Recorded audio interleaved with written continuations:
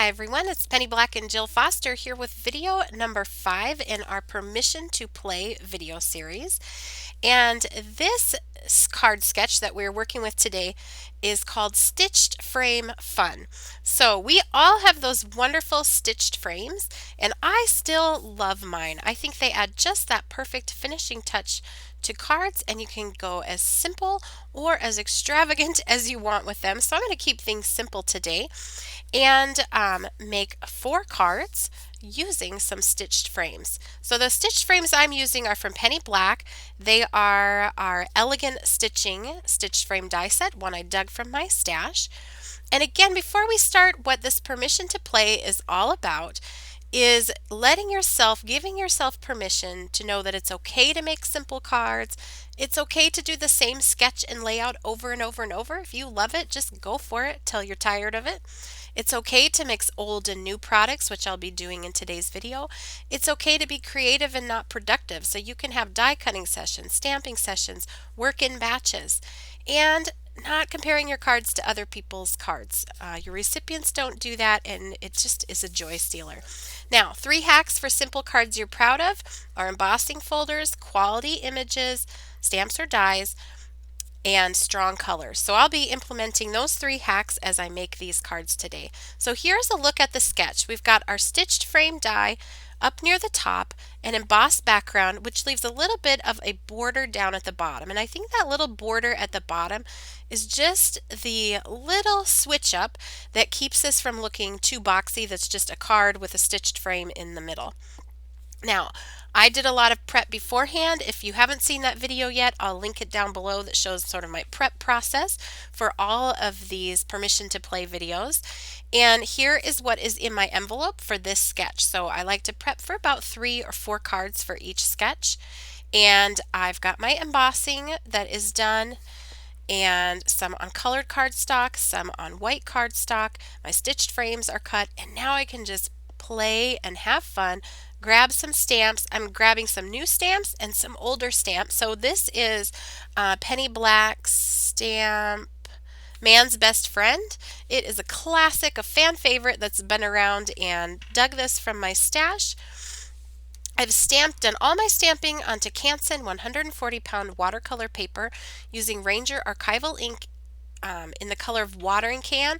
I've also die cut these dies, Flower Family and Dignified, from that same watercolor paper. Now, just a reminder, all of these sketches are available in our Permission to Play ebook. So I will link that for you down below. You get the sketches, the card ideas, and it's a great way to show your support if you love series like this. So I'm going to start painting. So again, kind of working in a batch process, doing a lot of stamping, then moving on to doing all of my painting. I can look at the packaging for color ideas. I especially like to do that with the critters. I find that really helpful sometimes just to show me where to start things off. I'm also going to take a PITT Artist pen. It's just a waterproof pen with an extra small journaling tip, and I'm going to color onto the nose and the eyes and even the mouth. And what this does is, because I've stamped in that sort of charcoal gray ink, this just gives it a finished look. I like that charcoal gray ink because the whole image doesn't look too stark black, too much of like a coloring book kind of feeling. But I do feel like sometimes they just need a little something for their eyes, their nose, their mouth, even the little eyebrows to make it look finished. So I'm painting with Distress Ink Reinkers used as watercolors, and I have a more detailed video that tells about my painting process, and I'll link that for you down in the YouTube description box below. Also, speaking of links, I will have all the Penny Black products, stamps, dies, embossing folders listed and linked down in that YouTube description box below for you. And all of the other supplies I'm using are also listed. So every single color of ink, my paintbrush, my Distress Ink Reinkers that I'm using as watercolors, all of those colors are listed for you down below. So I started by just working on the background. I knew I wanted to do the doghouse red. I just wanted that bold pop of red. And I also knew I had a piece of embossed cardstock in that color, so it kind of guided me in picking a color. And red is a color that will often bleed when you are watercoloring. And so I decided to get my background and the ground done first before I moved on to all that red for the doghouse. And I just wanted a little light touch of green and blue for the sky just to add to the sort of scene that I'm painting. Next, I will work on this cute, cute pup. Oh my goodness, I love this stamp. And again, this is a fan favorite, a classic of Penny Black's that I was so excited to pull out and work with this sketch. But I'll also show you that you can use this sketch with some new stamps. So often new stamps will get me inspired to just get going and creating. And then also how you can do this in a more elegant type card or with die cuts. So if you stay tuned, you saw those die cuts at the beginning. I will show you how I will paint those and use them using this exact same sketch. Now you could mix this up if you have a lot of stitched frame dies. You could mix this up and just do a lot of die cutting and use all different stitched frames, or you could do just one like I've done here. What I love about this one, it's called elegant stitching, but it's a very subtle stitching around the outside of that piece. So what I love is that I can put this here with this dog image with a cutesy kind of stamp. Or if I would have stamped flowers on here, or like I'm going to use some flower die cuts, it looks good with that too. So it's enough sort of texture and detail there to make it look finished and just add that extra little something, but it doesn't tie me down into any particular design because I did my die cutting before I knew what stamps I was going to pick. So I'm putting a light layer of red on here. I want this to have kind of a sketchy look, so I'm leaving some areas of white and some lighter areas. But this is a really quality image, and that's what I love. I've said this before about Penny Black stamps. You can go to a stamp that is 10 years old and it still looks amazing, or a new stamp and it'll look amazing. You can use them over and over and over again. And so no matter what your coloring level, your skill level is with coloring, it's gonna look nice. If you just, like I've done here, just sketchily colored that in, it looks great because the illustration does the work for you. And when you give yourself permission to play, don't be afraid to play with whatever medium is making you happy at the time. So I'm really into my Distress Ink Reinkers used as watercolors. So that's what I'm using for all of this. If yours is colored pencils, go for it. If it's Copic markers, go for it. Just do what makes you happy, and it's okay to keep it simple, or if you really love getting into some detailed coloring and shading, go for that and just enjoy that process as well. So you can see, just keeping things really simple, I'm putting down a light layer first and then I'll go in and kind of darken that. So often I'm not quite sure how dark I want to go, so I'll just go light and then darken it afterward when I realize, oh, that's not quite dark enough. So that's what happened here, sort of in the inside of his house. I felt like I wanted the dog to pop a little bit more, so I'm just darkening up that color behind him.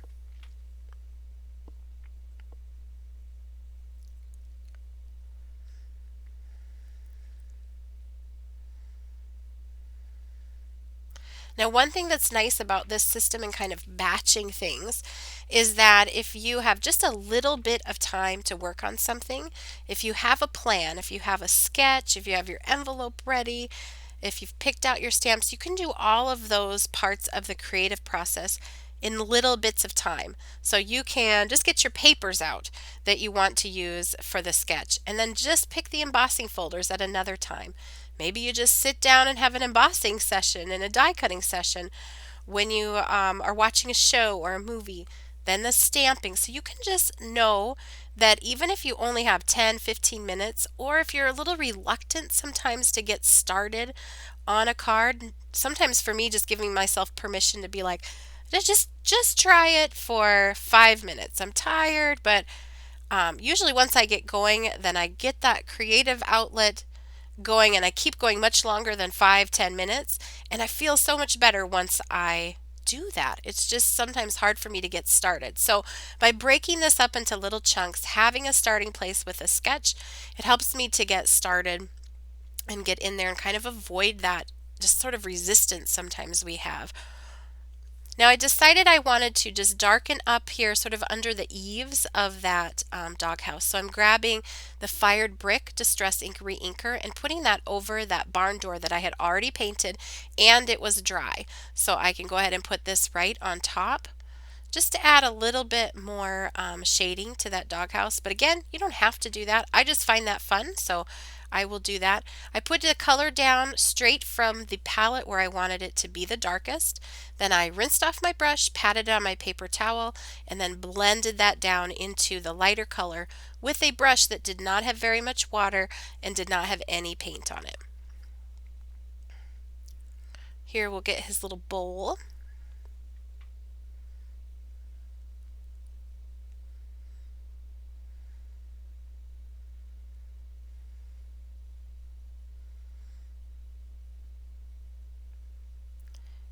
And just filling that in, adding a little darker color on the inside of it. This is a fun one too if you are sending this card to someone you know that has a dog. You can kind of match up the coloring on the dog to match their dog. So if you want to personalize it, you can do that. Or paint it like your dog if you have a dog.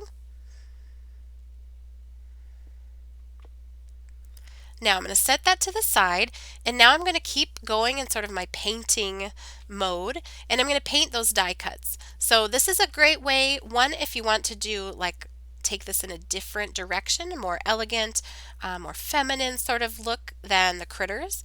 You can do that with your die cuts, or like I said, you could stamp your favorite flowers on there, whatever you want, onto that stitched frame panel. I'm painting these with my Distress Reinkers, just the same. It was cut from that same Canson 140-pound cold pressed watercolor paper. I'm using peeled paint ink here to paint this. This die is probably starting to look very familiar to you. I love these newer floral dies from Penny Black. The size is perfect. They're so graceful, and I feel like they can be any kind of flower that you want. You can go with any color.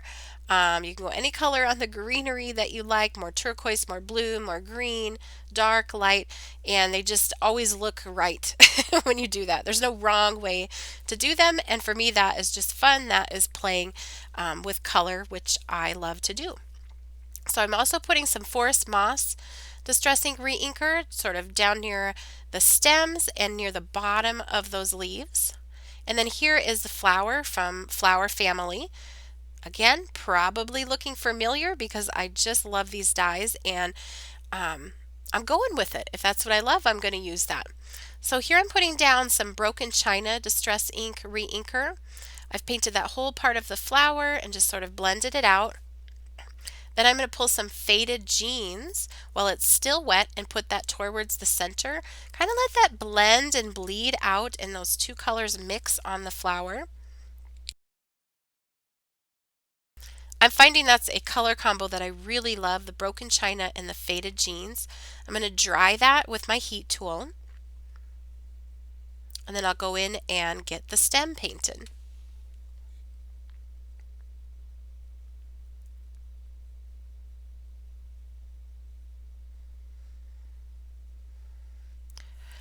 Also, I thought I might want some little butterflies, so I always have an envelope of butterflies that are die cut ready to be grabbed. I just cut them from watercolor paper, and then I can paint them whatever color fits my card. And so I'm painting those. I have them on a piece of painter's tape just to help them hold still. Makes it easier while painting, and then also if I use my heat gun to dry them, just makes it easier so they don't actually fly away or get lost.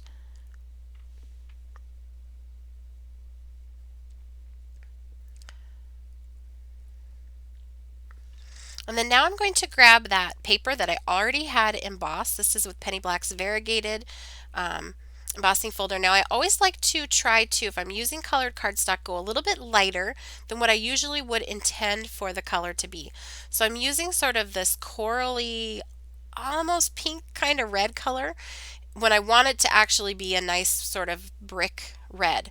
I put a little bit of spiced Marmalade Distress Ink Reinker, not Reinker, Distress Ink with an ink blending tool and a foam pad on first. And what that does, I find, is it keeps it from going to pink. Sometimes when you start putting ink blending on top of paper, with reds, it'll go a little bit pink. And so if you just have a light layer of some orange or even a yellow first, that will keep it from going too pink. I'm starting off of the edge and working my way on in a circular motion, sometimes a back and forth motion. This cardstock is just some from my stash and it's pretty thin, so I don't want to bump onto it and bend it too much. You could also adhere that to just a stronger piece of cardstock before you do your inking if you want. But there you go. I wanted it to match up with that house.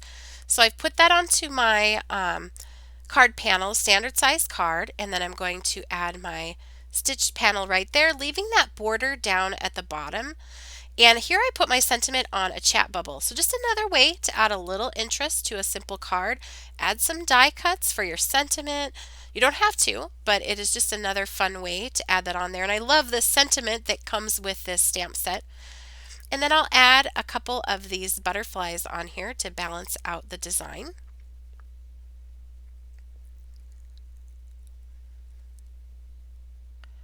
I'll just put glue kind of towards where the body, the center of the butterfly will be. Just hold it down with my scissors till it starts to dry and kind of curl up the wings a little bit.